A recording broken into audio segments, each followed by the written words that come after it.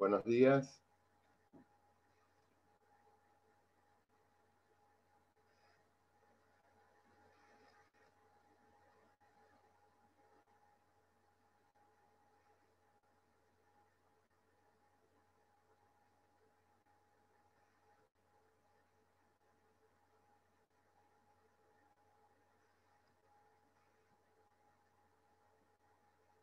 A ver si van apareciendo, por favor.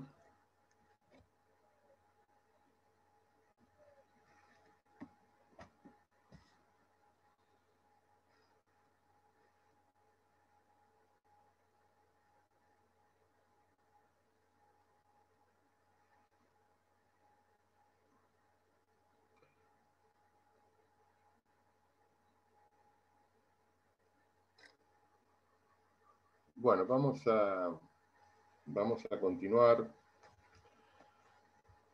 con el tema de interpretación. Estábamos viendo interpretación constitucional, voy a hacer un breve repaso. Es uno de los temas más importantes de la teoría constitucional. Interpretar significa desentrañar el sentido último de la norma y para esto, y es una operación necesaria previa a la aplicación de la norma por parte del juez, necesaria e indispensable. Vimos métodos de interpretación, vimos el método gramatical, vimos el historicista, vimos el finalista o teleológico, vimos las escuelas de interpretación, por lo menos las que establecen posiciones extremas, como la escuela de la jurisprudencia mecánica, que es la que niega el proceso interpretativo y que le establece al juez que él solamente aplica la ley sin interpretarla. Como decía Montesquieu, el juez es un ser inanimado que aplica la ley, o sea que no la interpreta. Y por el otro lado, la escuela de la libre decisión legal, en donde se convierte al juez casi en un creador de la norma. El juez puede apartarse siempre a los efectos de la resolución de un proceso judicial, inclusive puede hacer una interpretación tan amplia que puede tender a modificar la propia norma escrita. Y esto es la interpretación, y habíamos dicho en la otra clase que cuando hay norma jurídica escrita podemos interpretar, pero que cuando no hay norma tenemos que hacer un proceso de integración, que es lo que vamos a ver más adelante, no sé si hoy o en la próxima clase. O sea que interpretación por un lado, integración. ¿Y qué es lo que integramos? Ese vacío, esa laguna. Después vamos a ver de qué manera lo integramos. Bueno, ahora vamos a ver, siempre dentro del tema de la interpretación, vamos a ver las pautas o reglas de interpretación. ¿Qué es esto? Voy a bajar el sonido del teléfono.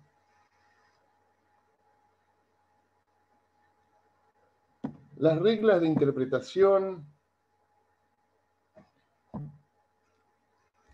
han sido establecidas por la Corte Suprema de Justicia a través de largos años de fallos, de repeticiones de fallos en algunos aspectos, han sido sistematizadas por este profesor que yo le decía en la última clase, el doctor Linares Quintana, quien con su equipo de trabajo en su momento hizo todo un extenso estudio de los fallos de la Corte y encontró a lo largo de la historia de la Corte, encontró que algunas cosas, algunos temas venían repitiéndose, algunos conceptos de la Corte venían repitiéndose y establecían, digamos, como una línea de pensamiento. O sea, que nosotros podemos saber, ustedes como alumnos, yo como profesor, después cuando ustedes sean abogados, ustedes deben saber cómo piensa la Corte, cómo piensa la Cámara de Apelaciones, cómo piensa cada juzgado civil y comercial. Pero es importante saber cómo piensa la Corte. Porque si bien la Corte es la reunión o el conjunto de una serie de jueces, pero bueno, pero la Corte tiene un pensamiento, una línea directriz a lo largo de los años, y que muy difícilmente cambie, que muy difícilmente cambie. La jurisprudencia de la Corte no cambia con habitualidad. Es un poder del Estado, lo estamos viendo ahora a través de las noticias, no por algo el ataque descarnado del Poder Ejecutivo contra el Poder Judicial, es un poder del Estado, como el Poder Legislativo, y tiene una línea de pensamiento. Y esto es lo que ha sistematizado, vamos a hablar desde el punto de vista jurídico, después tendrá una línea de pensamiento desde el punto de vista político, a mí eso no me interesa en este momento. Pero desde el punto de vista jurídico, la Corte tiene una línea de pensamiento. Cuando yo voy a la Corte, sé más o menos lo que va a decir. Cuando ustedes sean abogados y presenten un escrito en un juzgado, o hagan una apelación a la Cámara, o hagan un recurso extraordinario, o un recurso ordinario a un órgano superior, a la Corte de la Provincia o a la Corte Federal, ustedes tienen que saber a dónde se están metiendo, tienen que saber qué piensa. No pueden ir así cruditos a la apelación, a la instancia superior. ¿Y cómo sabemos qué piensa el órgano superior? Leyendo sus fallos. Leyendo sus fallos, no en la parte particular, específica que está resolviendo, sino en la cuestión general, de fondo, en el derecho de fondo. Bueno, esto es lo que ha hecho este profesor hace ya muchos años y que ha quedado en la doctrina como las reglas de interpretación constitucional. Son 7 las reglas, son 7. Vamos a ir viéndolas. Vamos a empezar por las más fáciles. Vamos a empezar por las más fáciles. Que es esta que estamos haciendo en este momento, ¿no? Esto me es mucho más fácil explicarlo cuando es presencial.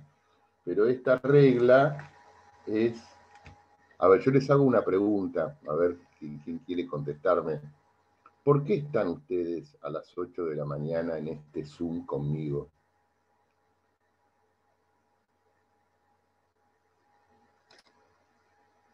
A ver quién puede hablar. Profe, estoy acá a las 8 porque... No te Hola. escucho. No te Y escucho. porque quiero aprender y aprobar la materia en primer lugar, para después convertirme en abogado. ¿Alguno lo escucha, Lautaro? No, ¿me escuchan? Yo no. A ver, para. Bueno, otro que no sea Lautaro. Ahí dice, es indispensable para aprender esta materia. No. ¿Por qué yo podría ser otra persona que esté sentada en este lugar? ¿Cómo saben que yo soy el profesor? A ver, Briana. ¿Cómo sabes que yo soy el profesor?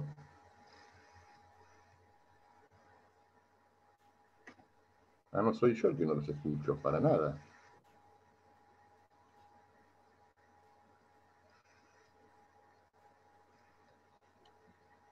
No, no te escucho. A ver, Alfonso, ¿por qué estás acá todas las mañanas? Ahora sí. Tenía el altavoz bajo, espera. A ver. Alfonso, ¿por qué estás acá? No, tampoco te escucho. Espera. No te puedo sacar el audio. Bueno, qué desastre todo esto. A ver, alguien que pueda hablar.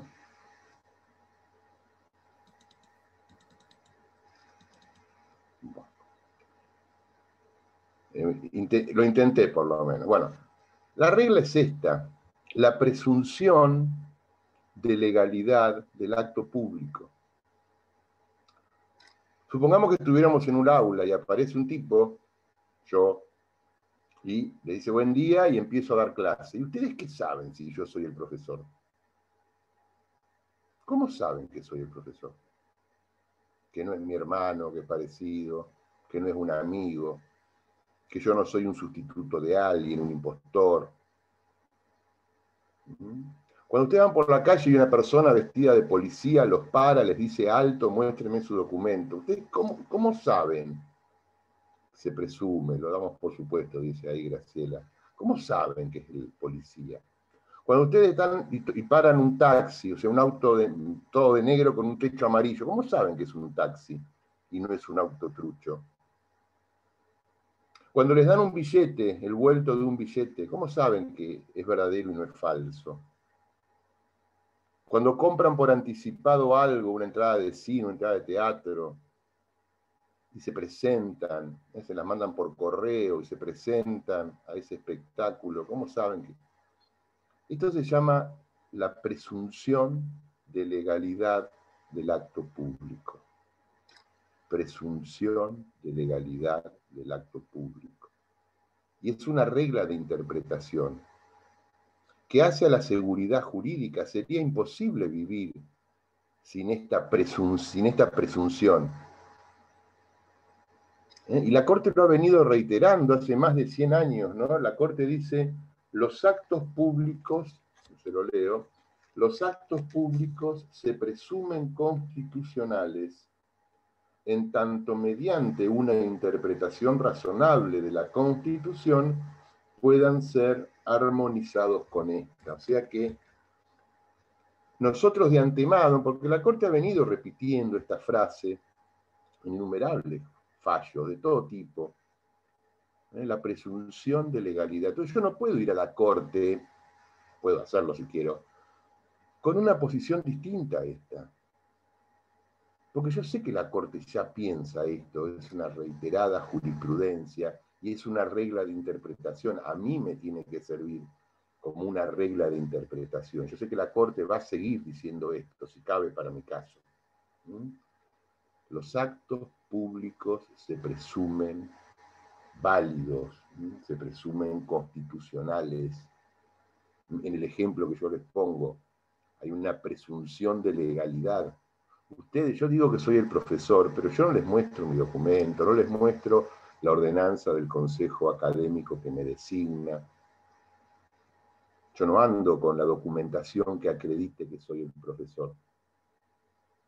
No la tengo en el bolsillo. Ustedes me preguntan, bueno, pero usted ¿cómo acredita que es el profesor? Y no sé, no tengo nada, anda a preguntarle al decano.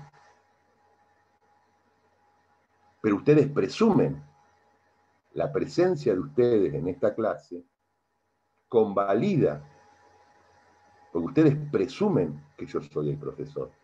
Yo no tengo que andar probándolo. Cuando paramos un taxi, presumimos que ese taxi es verdadero y no trucho. Cuando un policía nos detiene en la calle, presumimos que es un policía y no una persona que sale de una fiesta de disfraces. Hay una presunción. Y la Corte lo viene rescatando a través de sus fallos, cuando dice los actos públicos se presumen constitucionales. ¿Qué es un acto público? Un decreto del Poder Ejecutivo, una ley, una resolución de un ministerio, una ordenanza municipal, una ley provincial, una ordenanza del Consejo Académico de la Facultad de Derecho, una resolución del rectorado, cualquier acto administrativo, cualquier acto de carácter legislativo, una sentencia. Cuando aparece el acto público, cuando aparece el decreto del Poder Ejecutivo, se presume constitucional. Después, bueno, admitirá prueba en contrario. Pero el acto público no tiene que ir acompañado con toda la prueba que demuestra su legalidad y su constitucionalidad. No. El presidente emite un decreto, punto. El gobernador emite un decreto, punto. El Consejo Académico de la Facultad de Derecho sanciona una ordenanza del Consejo Académico, punto. El Congreso sanciona una ley, punto. Y estos actos públicos se presumen constitucionales en tanto mediante una interpretación razonable con la Constitución puedan ser armonizados con ella. Hay una presunción de legalidad del acto público. Esta es una regla. Vamos a ver otra regla. Esta regla que yo empiezo por las más fáciles, ¿no? Esta regla es la regla séptima. Ahora vamos a ver la regla sexta. Las excepciones y los privilegios deben interpretarse con criterio restrictivo. Esto lo ha venido diciendo la Corte desde antaño. Las excepciones y los privilegios deben interpretarse con criterio restrictivo. La Corte ha dicho, fíjense en un fallo, dice, tratándose de privilegios siempre odiosos y en especial aquellos cuyo uso puede afectar intereses o derechos de otros, deben estos privilegios recibir una interpretación restrictiva. Y esto la Corte lo viene repitiendo y repitiendo. ¿Qué son excepciones? Excepciones es no cumplir la regla. ¿Qué son privilegios? Eso ya tiene más que ver con una cuestión personal. Algo que nos diferencia de otro. A veces pueden ser tomados como sinónimos. Bueno, no son sinónimos, pero supongamos que los tomamos así. Yo les ponía el otro día el ejemplo del colectivo, cuando hablábamos de la igualdad. ¿Por qué todos pagamos el colectivo y alguien sube y no lo paga? ¿Es una excepción o un privilegio? Bueno, como quieran ponerlo, el maestro no lo paga, el policía no lo paga.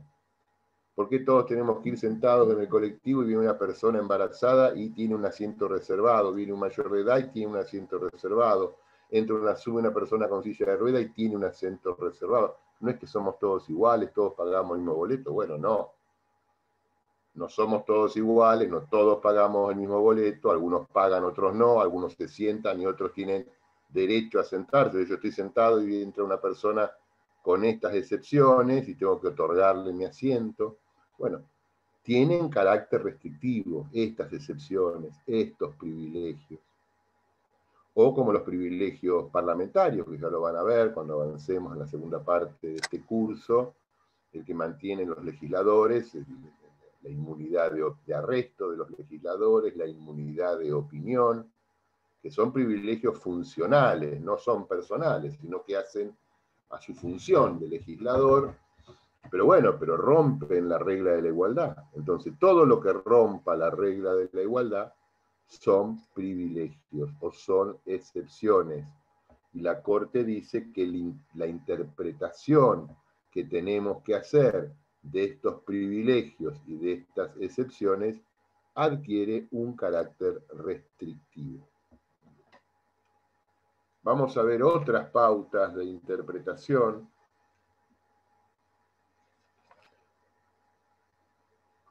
Por ejemplo, la regla que dice las palabras que emplea la Constitución deben entenderse en su sentido general y común, a menos que resulte claramente de su texto que el constituyente quiso referirse a un sentido legal técnico.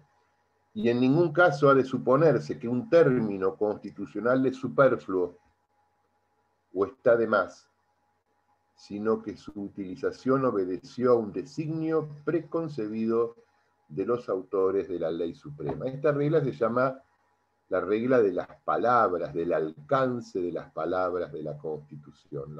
La repito, y esto la Corte lo ha venido reiterando.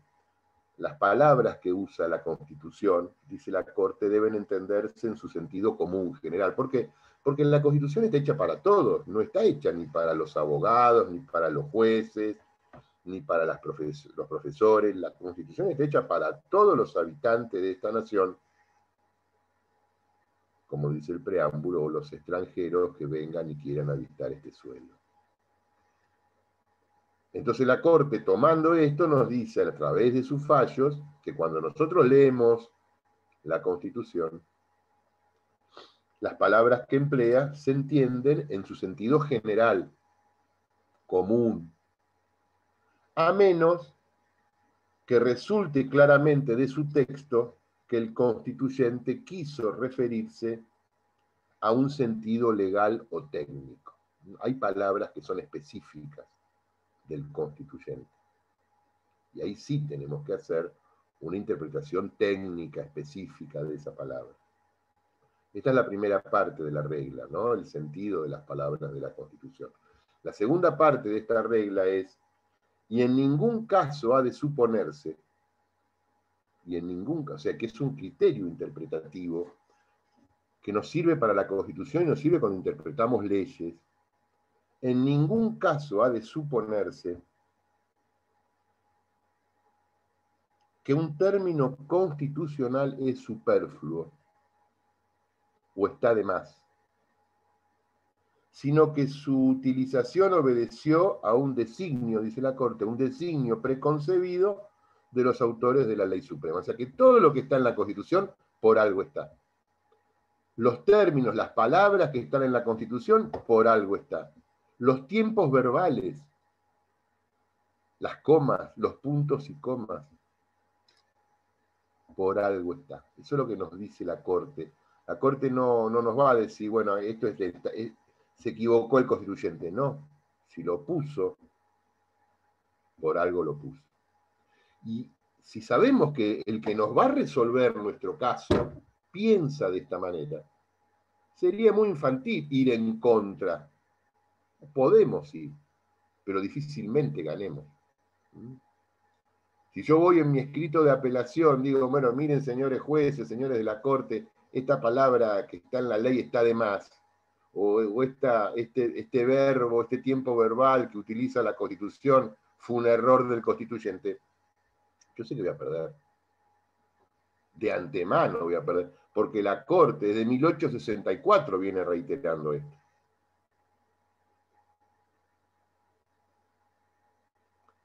Entonces, es necesario saber estas reglas de interpretación. Si yo sé que el que me va a resolver el caso, hace más de 150 años que está repitiendo que el texto de la Constitución lo tengo que interpretar en su sentido común y vulgar, a excepción si el constituyente puso algún término legal o técnico, y que no hay palabras superfluas, no hay palabras de más en la Constitución.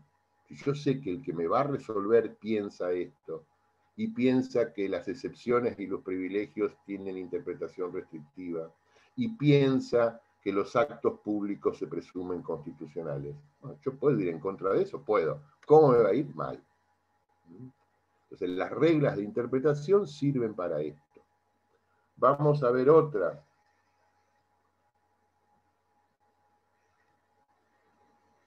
Dice la Corte, la Constitución debe ser interpretada con un criterio amplio, liberal y práctico. Nunca estrecho, limitado y técnico, en forma que en la aplicación de sus disposiciones se cumplan cabalmente los fines que la orientan e informan. ¿Qué nos está diciendo la Corte? Que en la interpretación, cuando leemos la Constitución, que está hecha para todos, tenemos que darle un criterio amplio, liberal, práctico. Liberal en el sentido de liberal en el sentido del respeto a la libertad individual. Práctico porque es un instrumento de aplicación todos los días. La Constitución no es algo para tener en la biblioteca y recurrir de última. La Constitución es de uso diario. Después lo vamos a ver esto. La Constitución es de uso diario. No está reservada para algunas instancias del proceso, está reservada para la primera instancia. Entonces la Corte nos dice, bueno, en la interpretación, el criterio amplio, liberal, práctico y nunca limitado, estrecho, técnico. Eso sería la excepción. La Constitución, como decía algún otro gran presidente argentino, la Constitución es un programa de gobierno y está hecha para todos. Bueno, ya tenemos 4, vamos a ver alguno más. Esta. La Constitución debe interpretarse como un conjunto armónico, en la cual el significado de cada parte debe determinarse en armonía con el de las partes restantes. Ninguna disposición debe ser considerada aisladamente y siempre debe preferirse la interpretación que armonice y no la que coloque en pugna a distintas cláusulas de la ley suprema. Esta es la regla de la interpretación armónica, la repito. La Constitución debe interpretarse como un conjunto armónico en el cual el significado de cada parte debe determinarse en armonía con el de las partes restantes. Ninguna disposición debe ser considerada aisladamente y siempre debe preferirse la interpretación que armonice y no la que coloque en pugna a las distintas cláusulas de la ley suprema. La interpretación armónica, esta es una pauta de interpretación. La Corte nos está diciendo que no hay contradicciones entre artículos de la primera parte de la Constitución y artículos de la segunda parte. Y que si tuviéramos una leve sospecha de que pudiera haber una contradicción, siempre debemos buscar la interpretación que armonice y no la que destruya. Esto lo viene diciendo la Corte hace más de 150 años. Busquemos la interpretación armónica, no pongamos en discusión dos artículos del mismo texto legal. Esto no sirve para la Constitución y no sirve para cualquier texto legal. Busquemos siempre la interpretación que armonice y no la que destruya. Y menos aún si se trata del texto de la Corte, de la Constitución. Vamos a ver otra. La Constitución, dice la Corte, en cuanto instrumento de gobierno permanente, cuya flexibilidad y generalidad le permite adaptarse a todos los tiempos y circunstancias, debe ser interpretada teniendo en cuenta no solamente las condiciones y necesidades existentes al momento de su sanción, sino también las condiciones sociales, económicas y políticas que existen al tiempo de su interpretación y aplicación. De manera que sea posible el cabal cumplimiento de los grandes fines y propósitos que informan y orientan la ley fundamental del país. Yo esto lo podría definir como interpretación dinámica. Repetimos.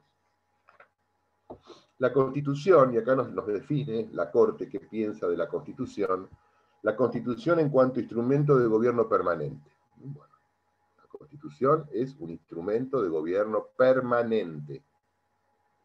Esto lo piensa la Corte.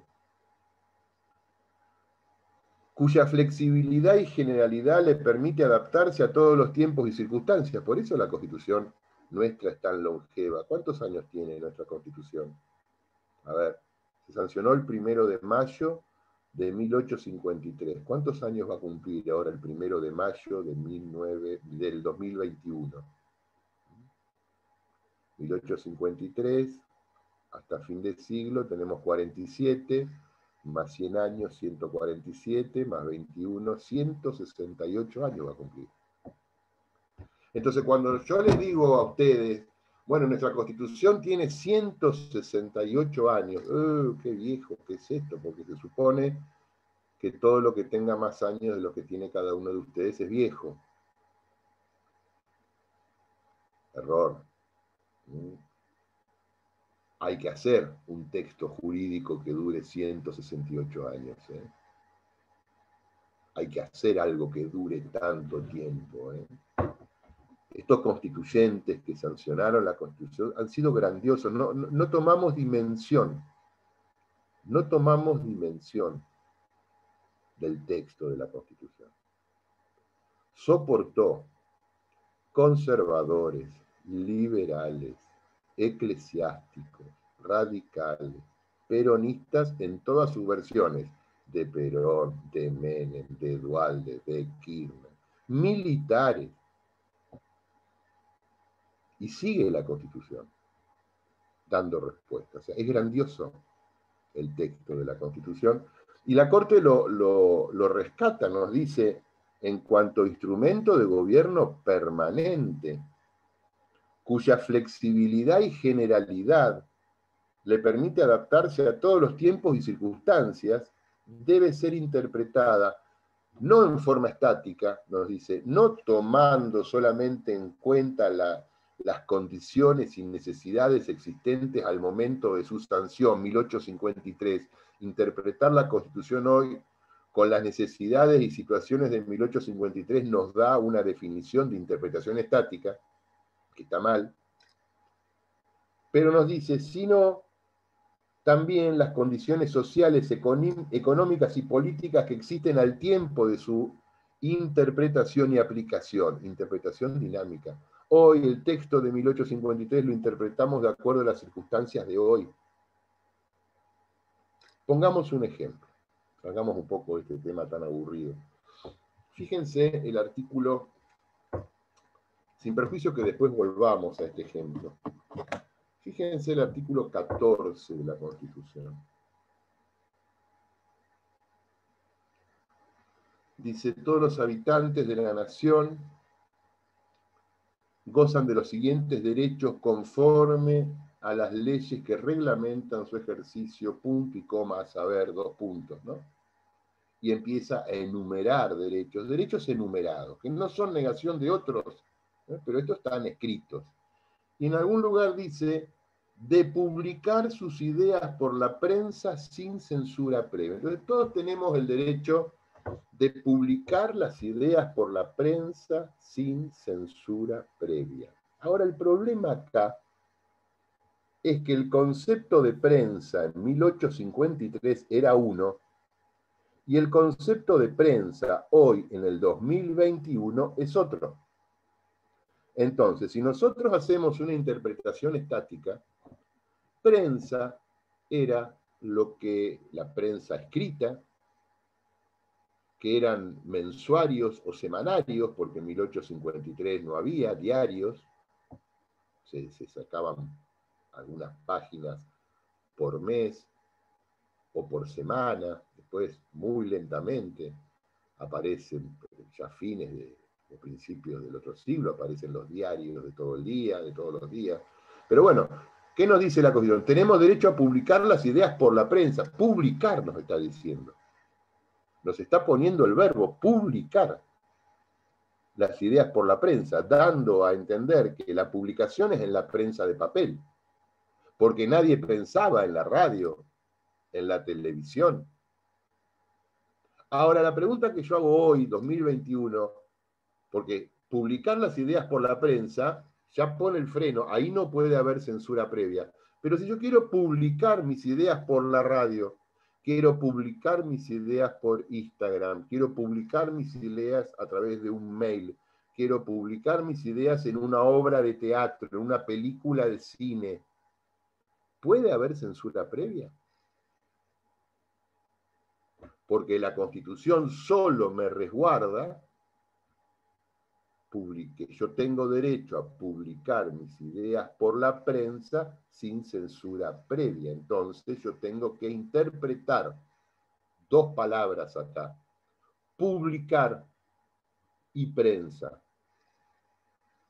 Si yo me quedo con ese concepto estático de 1853, publicar es ponerlo en un papel, hacerlo público, lo que es privado. Y prensa es la única prensa que había, el papel. Ahí no puede haber censura previa. Si yo me quedo con eso, hoy me pueden censurar en forma previa una obra de teatro, un libro, un programa de radio, un programa de tele. Entonces, fíjense, es todo un desafío. Es todo un desafío. Y acá viene el tema de esta regla de interpretación. Porque yo, si fuera censurado, porque publico mis ideas en un libro, o no hay libros donde se publican ideas. Todos los libros se publican ideas. Fíjense, cuando yo tenía la edad de ustedes, un poquito más grande por ahí, 1 año, 2, había una revista, por ahí la escucharon nombrar, le pueden preguntar a... Yo presumo que sus padres son más jóvenes que yo, a sus abuelos, que deben ser un poco más grandes que yo. Había una revista que se llamaba Satiricón. Satiricón. Googleenla. Era impresionante. Esperábamos los miércoles a la noche que llegaran los camiones de Buenos Aires trayendo las revistas para ir a comprarlas, ni bien las dejaran. Porque antes los kioscos funcionaban todo el día, no como ahora que el kiosco funciona un rato en la mañana para vender el diario. Antes funcionaba todo el día. Había kioscos que estaban abiertos, de esos de venta, esos naranjas de venta de diario, estaban las 24 horas. Porque no había otra forma de acceder a nada. Y cuando llegaba la revista Satiricón, estábamos en la facultad, ya primero o segundo año de la facultad, íbamos corriendo a comprarla. En esa revista escribía García Márquez, escribía Alfonsín, escribía Terraño, escribía Carlos Santiagonino, escribían autores de la izquierda, del peronismo. Escribían todos. Y aparte tenía su lado así cómico, pero las notas de fondo eran brillantes. Y era una revista opositora al gobierno militar de aquel momento. Y un día no llega. Un día no llega. Y al otro día tampoco llega. Entonces preguntamos, ¿que no vino el camión? No, no llega, y no llegó más. Y algunos meses después volvió. ¿Qué había pasado? Censura previa. Juicio que se llamaba Ediciones La Urraca, porque la editorial era Editorial La Urraca contra Estado Nacional, por censura. Y ahí hubo censura previa, porque censura posterior puede haber, la Constitución no lo prohíbe. Si yo escribo una barbaridad, insulto, agravio, no pruebo mis agravios ni mis insultos, la censura posterior no existe, no está prohibida. La Constitución habla de que no puede haber censura previa en la publicación de ideas. Y acá, a la revista esta, la hicieron censura previa, porque no la dejaron circular, porque esa edición nunca vio la luz, la vio muchos meses después. Entonces ahí se levantó una revista por censura previa. Y era habitual también con las películas de cine, que se prohibieran su difusión. Películas que no podían ser estrenadas en el momento de su estreno, sino que tuvieron que esperar muchos años. Películas que nunca se estrenaron en la Argentina. ¿Por qué? Porque había censura previa. Bueno, también de la dictadura militar. Pero yo para mostrarles ejemplos de dónde estaba la censura. A ver, Graciela, si un juez utiliza la interpretación, dice que la prensa es lo publicado, la Corte no lo aceptaría. Y bueno, habría que llegar a la Corte. Yo creo que no lo aceptaría. Hoy, la Corte de hoy, no lo aceptaría. Porque la Corte nos está diciendo que para la interpretación de la Constitución no solamente hay que tener en cuenta las necesidades existentes al momento de su sanción, interpretación estática, sino también las condiciones sociales, políticas y económicas que existen al tiempo de su interpretación y su aplicación. Este cambio, esto que yo estoy leyendo ahora que parece una gran revolución, esto ocurrió en Argentina en la década del 40 del siglo pasado. Hasta ese momento, y lo van a ver ustedes, los que estudian por Quiroga Lavie, la interpretación de la Corte entre 1865 y 1930 y pico, 1940, era una interpretación estática. Los fallos de la Corte seguían interpretando la Constitución de acuerdo a las condiciones de su sanción. Con la nueva integración de la Corte van renovando algunos ministros y empieza a cambiar, y a la Constitución se la empieza a interpretar con las condiciones de su vigencia actual. Interpretación dinámica. De ahí viene esta regla de interpretación. Bueno, vimos 5 o 6, me parece que está bien. Ustedes la pueden encontrar en muchos libros. Presunción de legalidad del acto público, las excepciones y privilegios, interpretación restrictiva, la interpretación armónica, la interpretación dinámica, son de las reglas más importantes con los cuales nos encontramos. Bueno, paramos 5 minutitos, tengo que levantar mensajes, me voy a hacer un nuevo café y seguimos.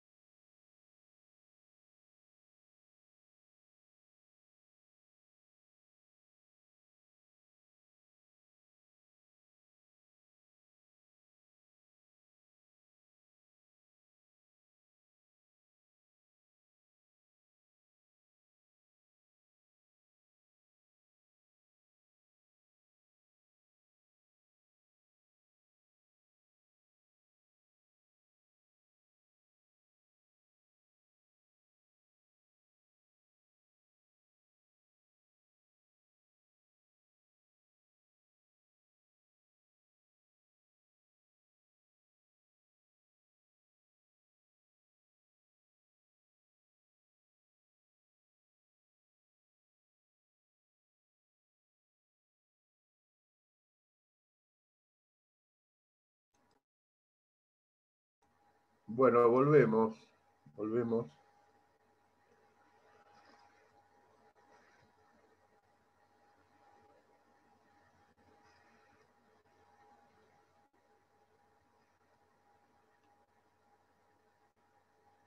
Por ejemplo, para poner un ejemplo de la presunción, yo presumo que ustedes que están ahí son realmente los que están anotados para cursar.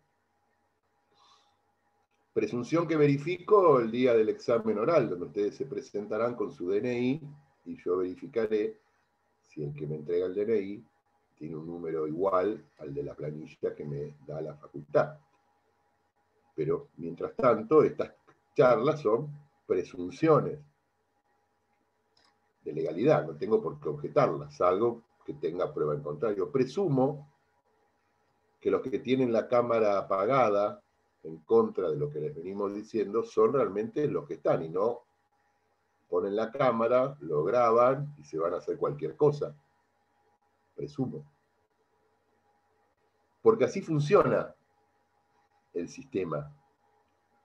Así funciona el sistema, bajo presunciones. Después se verifican, después admiten o no admiten prueba en contrario. Pero nuestro sistema funciona a base de presunciones. Imagínense lo que sería una sociedad donde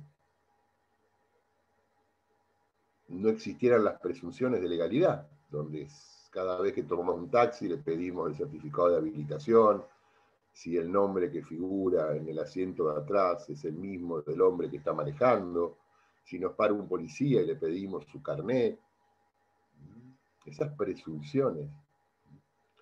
Bueno, entonces con esto terminamos más o menos el tema de las reglas de interpretación.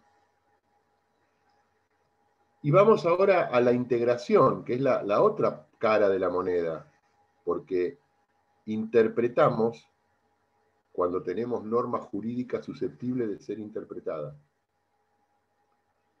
Pero hay un viejo principio general del derecho que estaba en el Código Civil, que dice que el juez no debe dejar de fallar, o sea, el juez no debe dejar de resolver ante la oscuridad o insuficiencia de la ley. Porque si hay un conflicto entre dos personas, o un contrato, o la prestación de un servicio público, si hay un conflicto, hay que resolverlo.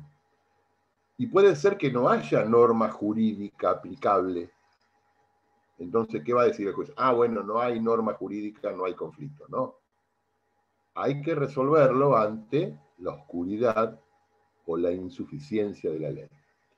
Estas son las famosas lagunas del derecho que ustedes seguramente han estudiado cuando estudiaron teoría del derecho o introducción al derecho, no sé cómo se llamará ahora. Son las famosas lagunas jurídicas que son ausencias normativas. Hay muchos campos, muchos aspectos del mundo del derecho donde hay ausencias normativas, donde hay oscuridad, donde hay insuficiencia. Comúnmente le damos este nombre así folclórico de lagunas, ¿no? La laguna, una cosa que rompe la uniformidad del campo. Uno va caminando por un campo, el campo sería la norma jurídica, y en un momento aparece la laguna. Bueno, acá no hay campo, acá no hay ley, acá no hay norma jurídica que resuelva este conflicto.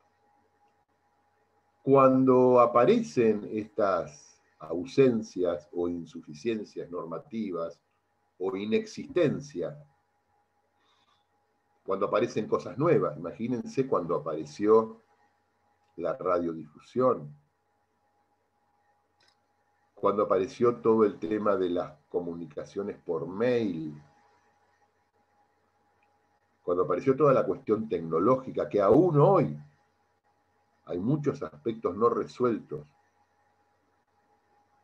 de situaciones que pueden ocurrir y que no están previstas.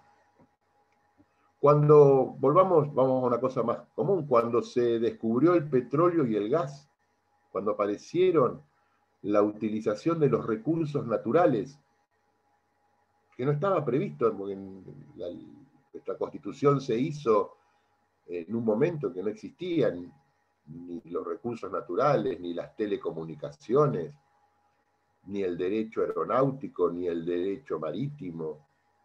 Cosas nuevas que van apareciendo y aún hoy siguen apareciendo. Y a todo eso se le pone títulos así grandilocuentes, pero que no hay respuestas jurídicas a veces. O situaciones normativas donde el legislador se olvida o no prevé resolver tal o cual situación. Y aparece el conflicto, bueno, y hay que resolverlo el conflicto. ¿Y cómo se resuelve? Bueno, interpretando la norma jurídica, bueno, pero no hay norma jurídica. Bueno, acá aparece la integración. Esto lo explica muy bien Vidal Campos, cuando dice que, bueno, frente a la ausencia normativa se integra. Y se integra de dos maneras, mediante la autointegración y mediante la heterointegración. Repito, autointegración y heterointegración. ¿Qué es la autointegración? Bueno, la autointegración, dice Vidal Campos, recurrir a la analogía. ¿Qué es la analogía? Otro sistema de leyes análogo, similar, parecido, de nuestro propio sistema jurídico o de otro sistema jurídico. De nuestro derecho positivo o el derecho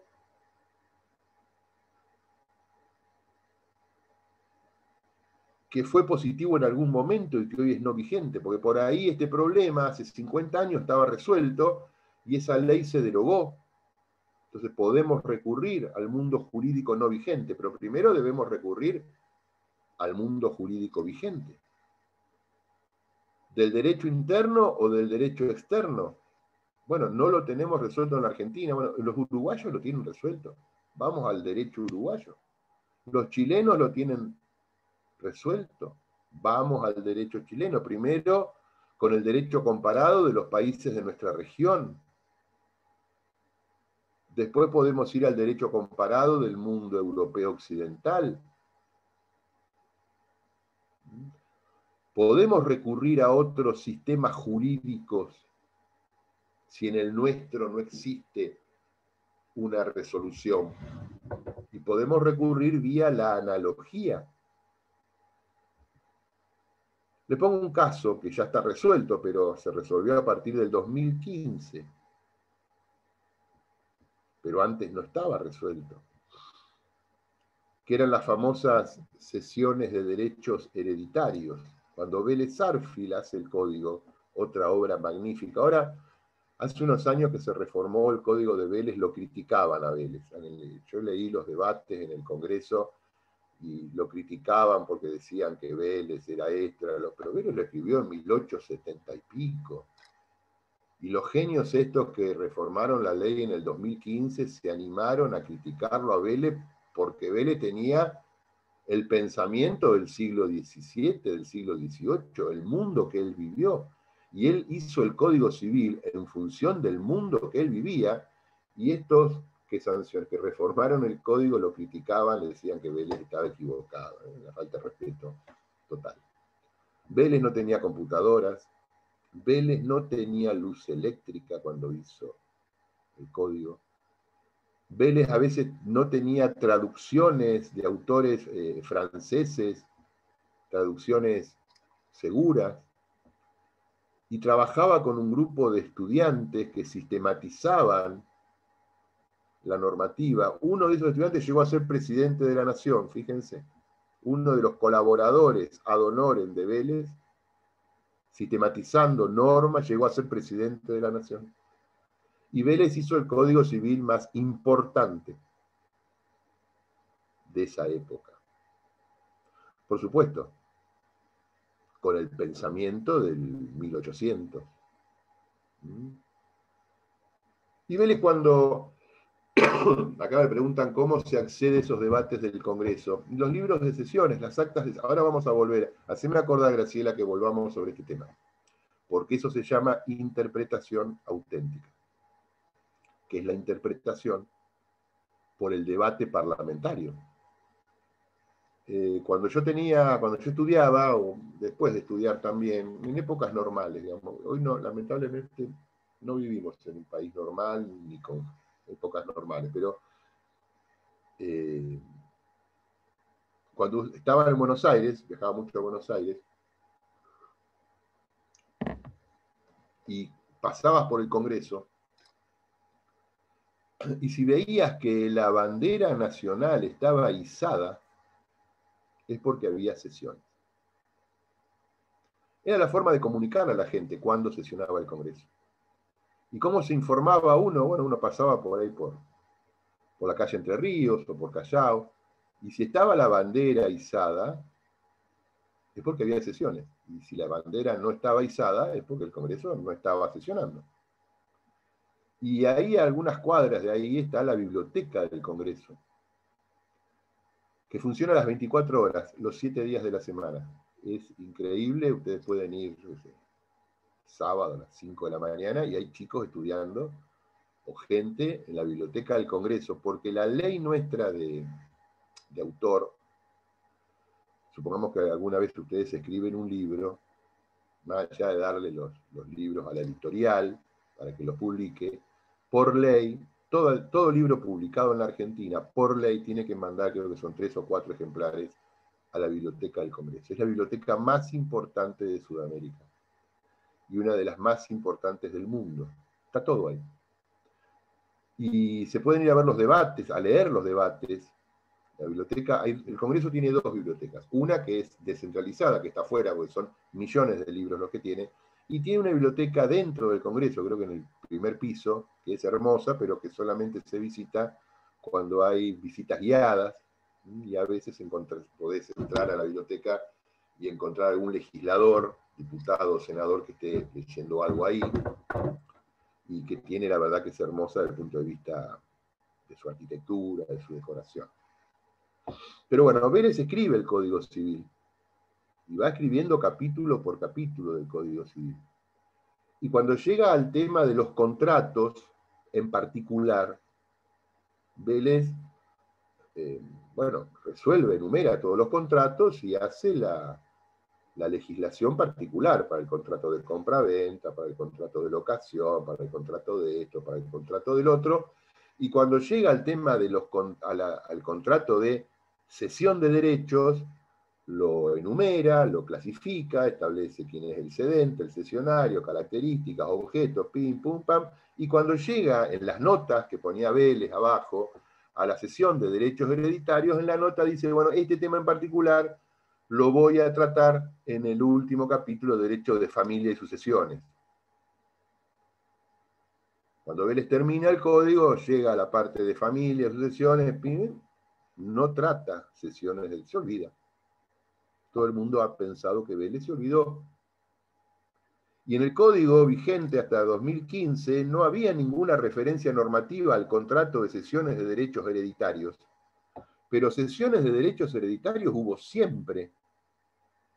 Y ahí teníamos una laguna. ¿Cómo se integraba? Por analogía. Se aplicaban las reglas generales del contrato de cesión de derechos, que pueden ser litigiosos, contractuales, de la característica que ustedes quieran, a las cesiones de derechos hereditarios. Bueno, ahí tenemos, después esto se resuelve, por supuesto, Vélez, y se lo critica, encima hay algunos que lo critican. Pero ahí tienen una laguna y una forma de resolverlo vía la analogía, que es recurrir en forma análoga a otras disposiciones normativas del mismo país vigentes. Y si no hubiera vigente, podríamos decir, bueno, pero ¿cómo se resolvió esto antes? Derecho positivo no vigente. Porque tenemos derecho positivo vigente y derecho positivo no vigente, que estuvo y que fue derogado. Bueno, pero fue norma jurídica. Y si no, al derecho comparado vigente, de los países de la región, primero. Porque no podríamos ir primero a ver cómo lo resuelven esto en Sudáfrica. No, primero, ¿cómo lo resuelven esto en Perú, en Chile, en Bolivia, en Uruguay, en Brasil? Países de la región, más o menos idiosincrasia parecida. Esto es la analogía, esto es la autointegración. Ahora, si esto no nos da resultado, si acá no tenemos resultado, y tenemos que resolver la ausencia normativa, vamos a la heterointegración. ¿Qué dice Vidal Campos con respecto a la heterointegración? Bueno, recurrimos a los principios generales del derecho.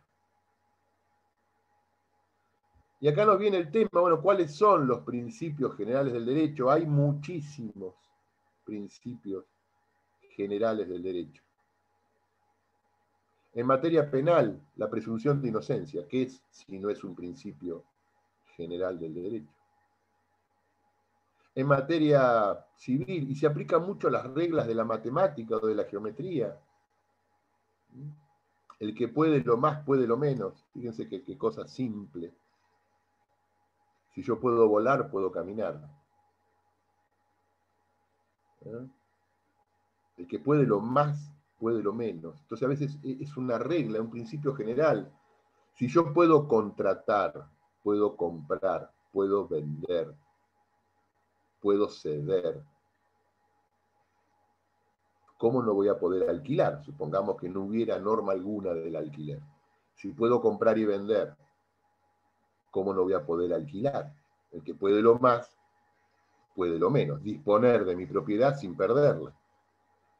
Entonces, en cada situación que podamos tener de ausencia, tenemos que integrar la ausencia o oscuridad o insuficiencia. Porque por ahí la respuesta jurídica no es tan completa como hubiéramos esperado. Insuficiencia. Ahora, con todo este tema de la pandemia, esta restricción de derechos, que yo creo que en cualquier momento nos vuelven a encerrar, Dios quiera que no, con toda esta limitación al ejercicio de ciertos derechos al comercio, al transporte, a nuestra libertad individual de movernos. Fíjense que ahora hay cientos de argentinos que otra vez se quedaron afuera del país, que se fueron de vacaciones y no pueden volver. O estos pobres formoseños que no podían entrar a la provincia, a su provincia, ir a su casa. Pero ni en la peor dictadura ocurrió esto. Ni en la peor y más sangrienta dictadura ocurrió esto, que no te dejen ingresar a tu provincia. Y acá hay vacíos jurídicos, vacíos normativos, acá hay tanto material para trabajar.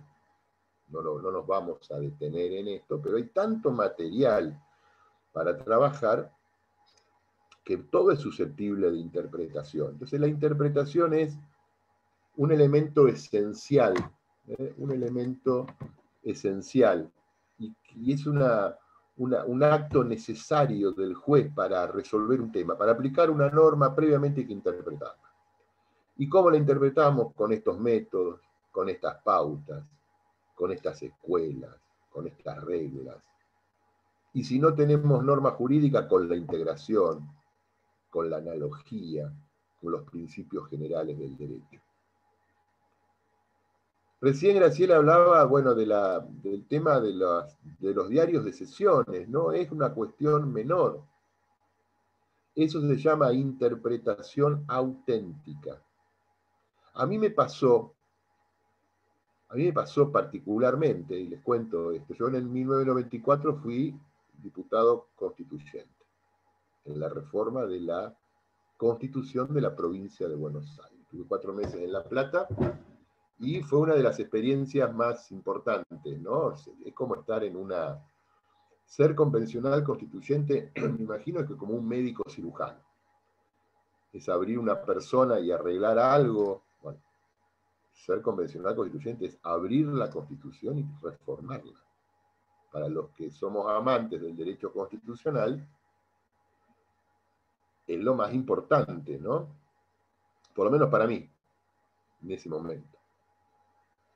Y reformamos muchas cosas de la Constitución provincial. Algunas bien y otras más o menos y otras mal, indudablemente, y otras no se pudieron hacer. Todo ese trabajo está condensado en lo que se llaman los diarios de sesiones. Fueron 4 meses de debates y sobre temas muy específicos, algunos de ellos. Bueno, terminó la convención, y un par de años después me llama a mi oficina un juez laboral. Fulano de tal me llama, ¿qué tal, doctor? Digo, ¿qué macana hice? Porque te llame un juez. Mire, usted estuvo en la convención, yo tengo que resolver un caso, el famoso artículo 40 de la Constitución, o 30 y pico, era de las asociaciones profesionales. Me dice, ¿no tendrá usted las actas de sesiones cuando es un artículo nuevo, cuando se creó este artículo para saber qué opinaron los convencionales constituyentes que crearon este artículo? Sí, o como no, salí a buscarlo y una mañana se lo llevé al tribunal, me quedé charlando con el juez, que está jubilado, y me dice, mire, tengo que resolver esto y no hay nada. Entonces, tengo que crear su fallo, era creativo, era de la escuela de la libre decisión legal, y de la interpretación auténtica. ¿Y cuál es la interpretación auténtica? Bueno, las palabras de los convencionales, yo no había participado en ese tema, las palabras de los convencionales que participaron en la creación de esta norma constitucional, que inclusive fue votada por unanimidad en la Convención Constituyente. Y el tipo, con esos dichos, armó su sentencia. La interpretación auténtica es la que surge de la lectura de los diputados, de los senadores o de los convencionales constituyentes que en su momento participaron en la creación o de la ley o en la reforma o modificación de una constitución. Y es importante, y está todo eso, les puedo asegurar que desde los primeros debates del Congreso Nacional están las actas de sesiones. Algunas a mucho resguardo, por la antigüedad, otras ya se han sistematizado, pero están también en papel, están los libros de sesiones del período legislativo, se buscan por períodos legislativos y por sesiones, y ustedes pueden recrear en la lectura lo que decía Avellaneda, lo que decía Sarmiento, o lo que decía cualquiera que haya sido diputado o senador y haya participado en la creación o en el debate parlamentario de alguna ley. Por eso yo les decía que hay temas particulares, por ejemplo, creo que los referimos en alguna clase anterior, con respecto al artículo 3, ¿de acuerdo? El artículo 3, el tema de la capital, que se recurre a las actas de sesiones, porque fue un tema que se debatió en 2 oportunidades solamente, en 1880 y en 1985. ¿Qué opinaron los tipos que participaron en esos debates? 1880 para la creación de la capital federal, 1985 para el traslado, frustrado luego, pero ley de traslado de la capital. Entonces, uno puede recurrir a ver qué opinaban, qué decían. Y es como meterse en el túnel del tiempo y refrescarse con los debates de esas épocas. ¿Preguntas? ¿Dudas? No. Estoy esperando alguna pregunta alguna vez. Bueno, vayan al artículo 73. Artículo 73 de la Constitución. Artículo original que nunca fue modificado.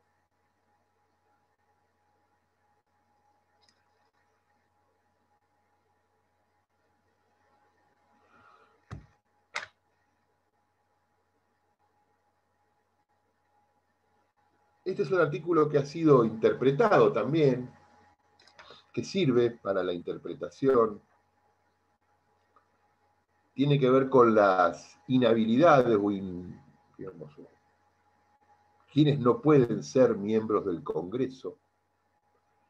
Y fíjense que dice, artículo 73, los eclesiásticos regulares no pueden ser miembros del Congreso, coma. Ni los gobernadores de provincia por las de su mando.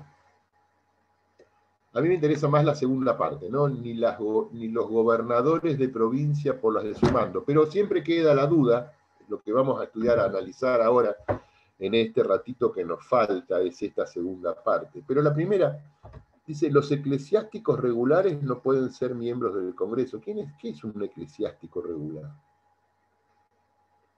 Porque una de las reglas o de las cositas que aparecen en la interpretación es la interpretación a contrario, que surge también en el debate, en la charla diaria que podemos tener con cualquiera. Si a mí la Constitución me dice los eclesiásticos regulares no pueden ser miembros del Congreso, yo puedo pensar que los eclesiásticos irregulares sí pueden serlo. Esto se llama interpretación a contrario. Bueno, ¿qué es un eclesiástico irregular? Ya bastante problema tengo para saber qué es un eclesiástico regular. ¿Qué es un eclesiástico regular?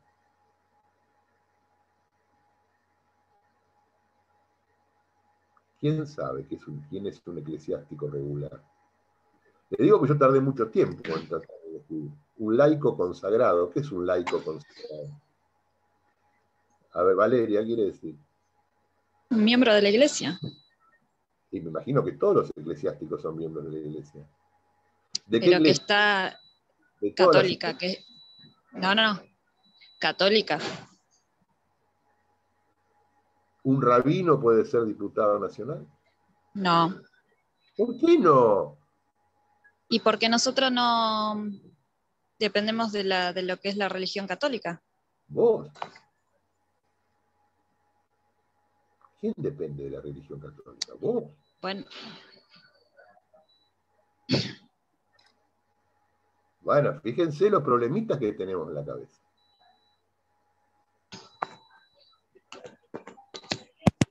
Un rabino, dice Valeria, no puede ser miembro del Congreso. Un sacerdote budista, un Hare Krishna, si la gente lo... Tenemos a Fernández. Si la gente lo vota, lo vota. ¿Eh? Bueno, por ahí un eclesiástico regular no puede ser miembro, pero primera pregunta, ¿va dirigido a una religión en especial? ¿Es una limitación solo para las jerarquías de una religión en especial? ¿Tan estrecho fue el constituyente? Apliquemos la interpretación dinámica. Hoy tenemos muchas religiones, tenemos pastores, los que están en el cine ópera, que le sacan el diezmo a la gente, el diezmo que es el 10% de su sueldo. Millonarios son. Espero que ninguno de ustedes vaya ahí, o sí, bueno, lo discutimos. Otras religiones, los musulmanes, ya hay gente con el coso, ¿cómo se llama?, que se tapan la cara. En algunos lugares del país se los está prohibiendo, y es un gran problema en otros lugares del mundo, ¿no? Pero, ¿cómo puedo aceptar yo que una mujer vaya por una cuestión religiosa con la cara, con la boca vendada, la cara tapada? En nuestro país no debería aceptar eso, acá hay libertad para... Pero otros dicen, bueno, hay tanta libertad que hay libertad para aceptar eso. Pero esto va dirigido a una sola religión. Y los judíos y los rabinos que no pueden ser diputados. Fíjense la cantidad de personas pertenecientes a la religión judía que son diputados y senadores. Pero profesor, le hago una consulta, Graciela soy. Sí. Si usted hace la interpretación historicista, tiene que ubicarse en ese tiempo, Sí, que era solo la religión católica, interpreto. Exactamente. Y ahí hay todo un problema, porque es una restricción solamente para una religión. ¿Qué son los eclesiásticos regulares? Los que hacen votos, no los laicos consagrados. Los que hacen votos. No todos los curas hacen votos. ¿Y cuál es el voto más complicado? ¿El celibato? Hace 35 años que doy clase y siempre dicen lo mismo. Siempre, ¿eh? No, que no importa el celibato. No hay, el celibato es una gran mentira para los demás. El voto de obediencia. Ese es el voto complicado. El voto de obediencia. Porque cuando ese diputado o senador tenga que votar en el Congreso una ley, Si esa persona va con esa disminución de capacidad, en donde por fuera del Congreso, digamos, del Vaticano, o de la Curia, o del Obispo, le dicen, flaco, vos tenés que votar de esta manera, porque esta es la oposición oficial de la Iglesia, y ese diputado que hizo su voto de obediencia vota por ahí en contra de su pensamiento. Por eso los eclesiásticos regulares no forman parte del Congreso, porque son los que han hecho, entre tantos otros votos, el voto de obediencia. Y lo que no quería el constituyente en esa época, 1853, que era tan fuerte la presión eclesiástica, que hubiera integrantes del Congreso que no votaran por sus convicciones, sino que votaran por obediencia a otras órdenes jerárquicas distintas. Hoy no tendría sentido, porque también los partidos políticos nacionales han sustituido esto. Muchos legisladores, diputados o senadores votan por lo que le dice el partido.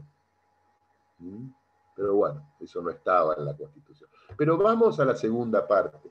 Entonces, sabemos que estos eclesiásticos regulares no pueden. Yo creo que es un disparate, habría que modificarlo, eliminarlo. Ni los gobernadores de provincia por las de su mando. Y acá hay un error gramatical en la Constitución. Un gran error. Porque si yo pienso a contrario, interpreto a contrario, podría llegar a ver que está bien, un gobernador no puede ser por la de su mando, pero puede ser por otra, mientras es gobernador. La pregunta es, ¿puede una persona siendo gobernadora al mismo tiempo ser diputado nacional? El sentido común me dice que no. Pero la Constitución me dice, ojo, no puede al mismo tiempo ser gobernador y legislador por la provincia de su mando. Vamos a Kicillof. Kicillof es un muchacho que nació en la ciudad de Buenos Aires. No tiene nada que ver con la provincia, no la conoce, no es provinciano, no es bonaerense. Es gobernador, bueno, porque una vez fijó domicilio, igual que Scioli. Fíjense que Scioli nació en Buenos Aires, pero fue un año a un jardín de infantes en Ramos Mejía. Y con eso, con ese antecedente, fue a la justicia electoral para que le dieran la cuestión del ejercicio de la residencia. Bueno, problemas electorales que algún día la Argentina debería resolver. Pero el actual gobernador de la provincia nació ahí en la ciudad de Buenos Aires, y hoy es gobernador. La pregunta es, ¿puede en la próxima elección Kicillof, siendo gobernador, candidatearse a diputado nacional por la ciudad de Buenos Aires? Él es gobernador de la provincia. ¿Puede ser al mismo tiempo diputado nacional por la capital federal? El sentido común me dice que no. El sentido común me dice que no. La Constitución, ¿qué me dice? Que sí. Porque la restricción es ni los gobernadores de provincia por la de su mando. Lo único que me dice la Constitución es que Kicillof, siendo gobernador de la provincia de Buenos Aires, no puede al mismo tiempo ser diputado nacional ni senador nacional por la provincia de Buenos Aires. Pero puede al mismo tiempo ser gobernador de la provincia y diputado nacional por la ciudad de Buenos Aires, porque la Constitución no me lo está prohibiendo. Y acá aparece el concepto de interpretación extensiva e interpretación restrictiva, que son herramientas interpretativas que vamos a tener. ¿Qué tengo que hacer en este último párrafo? Una interpretación extensiva. Tengo que hacer decirle al artículo más de lo que el artículo dice. Y la interpretación restrictiva es hacerle decir menos de lo que dice, que son herramientas del intérprete. Interpretación extensiva e interpretación restrictiva. Entonces, fíjense que aparte de este tema de la interpretación en general, las reglas, los métodos, las escuelas, tenemos como adicionales la interpretación estática y dinámica. la interpretación restrictiva y extensiva, la interpretación auténtica. Un montón de herramientas que tenemos al momento de interpretar. Bueno, con esto más o menos, sin perjuicio de que podamos volver en algún otro momento al tema de la interpretación, sería más o menos, está bastante completo. Lo que a mí me interesa de que ustedes conozcan interpretación como uno de los temas más importantes de la teoría constitucional. Fíjense que en nuestra Constitución se da problemas interpretativos, lo han visto seguramente con el doctor García Arena, con el tema de cómo se establece el tema de los presentes o no para el cómputo de las 2/3 partes, cuando hay mayorías especiales. Y ahí en el artículo 30, ¿qué se hace? Una interpretación a contrario. ¿Por qué? Porque no dice nada, dice que la declaración de necesidad de reforma se votará con las 2/3 partes al menos de los miembros del Congreso, y no me dice si son presentes o totales. Pero bueno, pero recorriendo la Constitución, yo sé que para el juicio político, para el desafuero, que también se piden 2/3, es de los presentes. Entonces puedo pensar, debo pensar, que si el constituyente, cuando usó las mayorías especiales para el desafuero o cuando usó las mayorías especiales para el juicio político, puso 2/3 partes de los presentes, es porque conocía la diferencia, porque por algo puso la palabra presente. Como dice la regla de interpretación, no debo pensar que hay alguna palabra superflua, ni en contradicción. Y en el artículo donde no la puso, artículo 30, donde no aparece la palabra, es porque el constituyente no quiso que aparezca. Por eso debo pensar que los 2/3 son de los totales. Pero son reglas de interpretación. Son reglas de interpretación y mecanismos que el intérprete tiene que tener a mano para llevar adelante el proceso interpretativo, porque hay que aplicar la ley. Hay que aplicar la ley. Y a veces la ley no es clara. Muchas veces la ley no es clara. O a veces es insuficiente. O a veces no alcanza a cubrir todas las expectativas y las derivaciones que tengo en el proceso en particular donde estemos. Por eso es tan importante la interpretación con sus reglas, sus métodos y sus características, y la integración cuando no existe norma a través de la autointegración y la heterointegración. Bueno, hasta acá llegamos hoy, seguimos mañana. Si hay alguna pregunta. Bueno, listo, seguimos bien, estamos en horario. Si no hay nadie, si hay alguna cosa particular, por el grupo, si tenemos alguna duda, una consulta, lo vamos viendo. Bueno, que tengan un buen día y nos vemos mañana. Hasta luego.